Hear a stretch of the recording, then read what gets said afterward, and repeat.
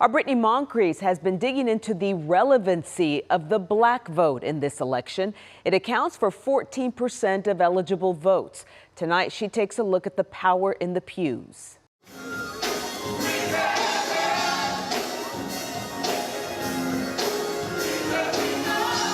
The Black Church is the historical hub of Black traditions and advocacy. You know God is in control, but He's giving you a ballot.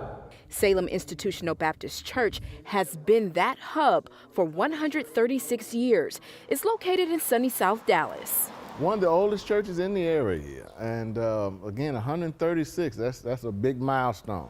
Todd Atkins is pastor.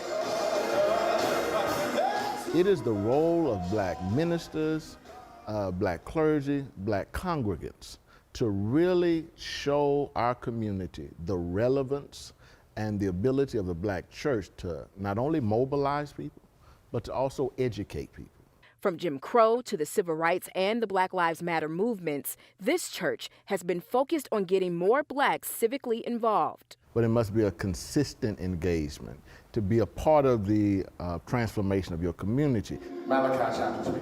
But as times change, so has the relationship between the community and the black church. One change is membership. I think one of the things pre-COVID that you have spoken to is the lack of the physical presence of the congregation within. And fact of the matter is there is some apathy in the black community, particularly with some of the younger population.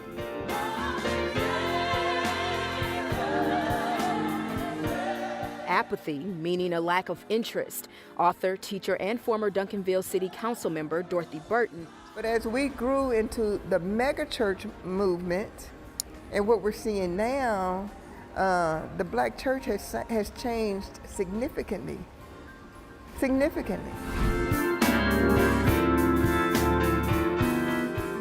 Hartford Institute of Religious Research defines megachurches as a church whose average weekly attendance is 2,000 people. Dorothy is a member of a megachurch herself. There is a tendency now to not want to piss off the wrong people because they may not contribute to you or they may not open a platform for you. They're not going to offend white people. They're not going to offend white evangelicals because white evangelicals contribute significantly to their coffers. Atkins says there's also the fear among pastors in crossing the line of separation between church and state. They got some pushback from that blurring the line between church and state.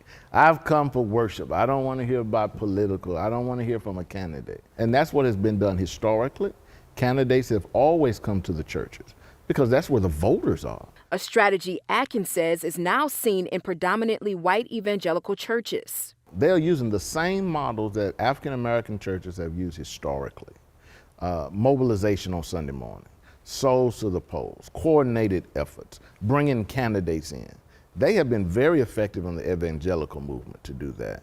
And we have to recapture the models that we created. What's on your mind? But Paul Quinn president Michael Sorrell says that's a challenge to do. You look at the black church. We've had far too many scandals, leading to an issue of trust. We exist in this space where trust has been broken. So how do you then turn around and ask people to believe? And that's where many see a shift from the traditional black church getting voters engaged to local organizations doing the work. To register to vote so that you can tap into your power. You have community groups, those then coming in like the sororities and the fraternity to do what traditionally had been in the black church, but that traditional black church is not there anymore. Hundreds of organizations in the DFW are focused on voter education and voter registration. My students, all their organizations are outward facing, right? They engage. And although there is a shift happening where the black church is no longer the leader of political engagement, Because every ballot is dripping with blood of somebody. the black church is still holding on to its traditional role. Somebody has to be in order for you to vote. This institution has sustained so many threats and still maintains its relevance. I'm pressing on. And because of that tradition and advocacy, Atkins says, every black church should be a lighthouse in their community, shining as the power in the pews. In Dallas, I'm Brittany Moncrief.